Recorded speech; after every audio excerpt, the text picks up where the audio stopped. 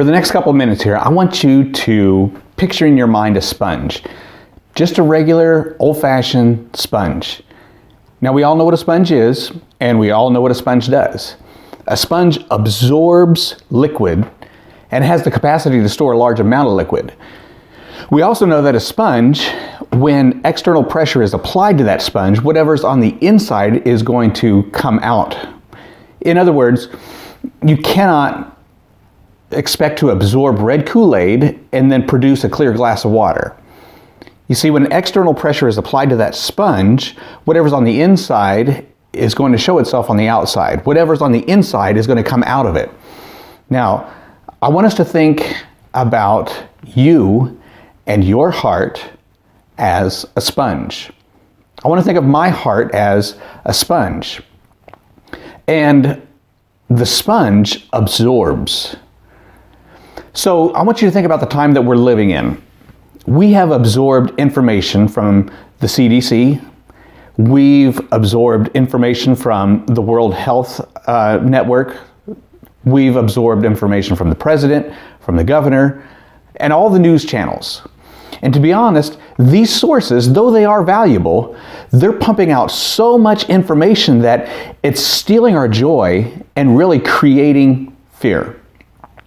We're absorbing that information, and then we're sharing that information. We're sharing that with our friends, we're sharing that with our family, we're sharing that on social media, and when we share what's inside, we add a little bit to it, like our opinion. We add our fear. We add our anger. We add whatever's going on the inside, because whatever's on the inside comes out. Then that's absorbed by others, and we continue to nurse and rehearse and pass that on from one person to the next. So, today's the day that we've all been waiting for. Today's the day that our particular governor is opening up or releasing some of the constraints on this coronavirus. Churches are going to be open this weekend. Restaurants have the go-ahead to open up. And some other places, fitness gyms, have the go-ahead to open up, but only at 50% capacity. And here's what we've noticed in our community. Restaurants have responded with, not us, not yet. We'll continue curbside delivery, but we don't want anybody inside our lobby just yet. Churches are saying, you know what, we would love for you to come worship with us, but we're going to wait. So not us, not yet. People are saying, that's great that things are opening up, but I don't know if we're quite ready yet. So I'm not saying that we should flood these places. As a matter of fact, I'm all for safety, but I'm not for fear. I applaud these restaurants. I mean, I think that it's great that they're not being money hungry and opening up and unconcerned about the public and about their welfare. In other words, they are very kind and compassionate. They're concerned about the people of our community, and I think that's great. Yet, what I'm trying to show you here is that in just a few short months, we have become a culture that is functioning out of fear. I know not everybody, but a lot of people are functioning out of fear. Now, I want you to listen to what the wisest man who ever lived had to say. The wisest man who ever lived was a guy by the name of Solomon. Solomon wrote a couple of books in the Bible, and one of his most famous books is the book of Proverbs. And in chapter 4 of this book, Solomon said, to guard the heart, for out of it flow all the issues of life. Guard the heart. And he's not talking about the muscle that pumps blood in the chest. He's talking about your well-being. He's talking about the control tower of your life. And what he's saying is that control tower, that heart, everything flows out of it. Life flows out of it. It's like a sponge, and when life pressures it, whatever's on the inside comes out. So we've absorbed all this information from childhood, from our parents, from our school teachers, from society, from radio, from TV, from internet, from social media. These sources are all inputting into that sponge, and they're molding and shaping our environment. We might also call this cultural conditioning. And it's absorbed in an unconscious process.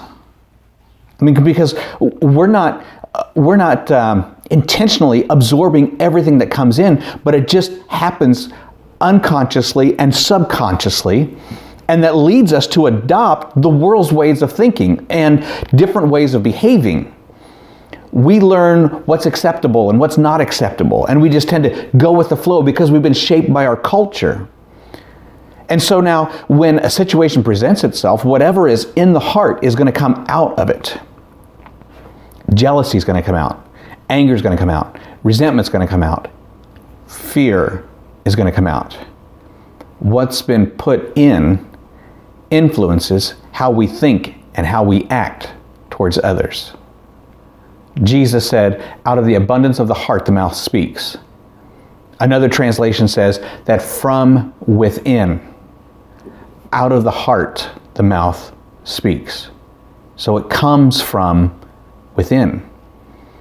Now, I don't know about you, but I've read some pretty critical comments on Facebook lately. I've seen a lot of finger pointing going on in the media as to whose fault this is. There's been quite a few opinions on unemployment and the stimulus.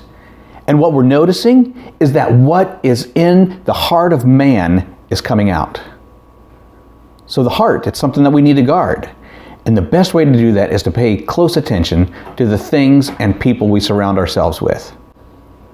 Because when you guard your heart, you're protecting your joy. And here's the deal. There are two things that we can do when exposed to negative information. You can dwell on it, or you can dispose of it. It's really a choice. I want to close with Philippians 4:8, where Paul says, whatever is pure, whatever is lovely, whatever is admirable, whatever is noble, whatever is true, he says to think on these things. Negative information is a part of life, and not everything is going to be happy-go-lucky. For example, we're always going to hear or read about the COVID results.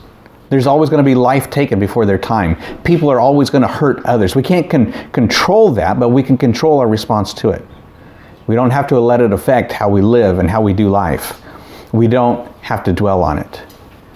So we can make the choice to not live in fear, because we know that God is in control. We can make the choice to not let media scare us into thinking that this is a mass panic. We make the choice to live by faith and enjoy every day that the good Lord has given us. This has been 10 Minutes of Truth with Pastor Jeremy Skinner. Don't forget to don't forget to hit the subscribe button, don't forget to click the notification bell, and don't forget to share this with others. Together, we can make a world of difference.